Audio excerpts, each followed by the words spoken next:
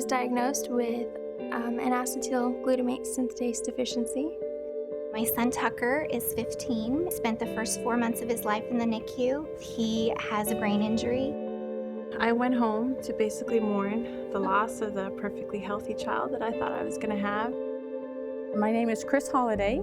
Our daughter is our last child of 6 children. She has hydrocephalus with resulting cerebral palsy and mental delays.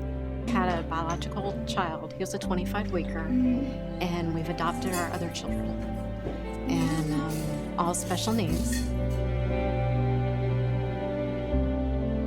Families aren't prepared to have a child arrive in their home that has medical conditions or illnesses that they are not familiar with. The stress level on the children going to doctor after doctor after doctor, office after office after office, is extremely high. It'd be really difficult if we had to traipse around town and Annie had to go to different offices. These families amaze me. They might have a child with special health care needs for 20 years or 30 years. You have to have scales that know how to weigh children in wheelchairs. You have to have space large enough and rooms large enough for them to be able to get into. You need to have phlebotomists that know how to draw blood on a child who might otherwise be very difficult to draw blood from. You need to have therapists that are familiar with a physical exam that's not the same, perhaps, as a well child's physical exam.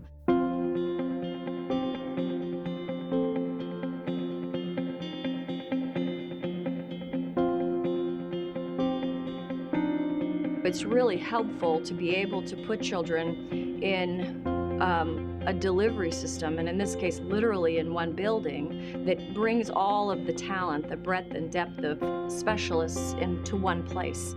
Children are treated individually by everybody, but they're followed by us as a team. So the CRS program allows the children to come in, be seen by the plastic surgeon, be seen by the speech pathologist, and be seen by me, all in the same visit.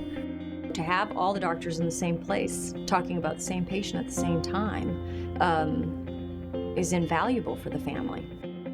This was a place where we could come and get comprehensive care in one place. We were getting neurology care, orthopedics, orthotics, pharmacy, all in one place, and they were talking with each other. The doctors here at CRS can have access to my children's records immediately. Because it brings providers to one place. They have an opportunity to talk about their patients, because that's how interdisciplinary care happens. This is an example of something you wouldn't find in private practice in a typical physician's office. You wouldn't have access to a gym like this. So a gym like this allows us to see the patient in their daily routine. We get to see what they look like in their wheelchair. We get to see what they look like in their walker, do a full physical exam, and then have all of the disciplines chime in on how to help that child best get through his or her day. Medicare says a stage 4 decubitus ulcer costs $90,000 to fix. We try to catch them when they're stage 1, and hopefully we've saved that expense.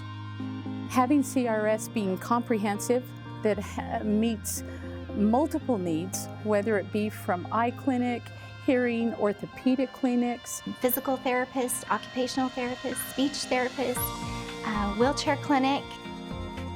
It's taught me a lot. It's taught me how to advocate for myself and how to stand up for what I need, how to be as independent as I can be. At least here you feel like you're in a community where the other families get it. Once we came for the first time, that's when my eyes just opened up and I thought, this is a huge resource for us and it's going to make our lives tremendously different. This is a program that should be modeled by the other states. States that don't have programs for these children, they don't get care. CRS has kept my children alive. I don't know what they'd do without it if they didn't have this program to go to. what would we be without CRS? We would be at a loss. I mean, this is something to be aspired to. CRS has been, without a doubt, a lifeline.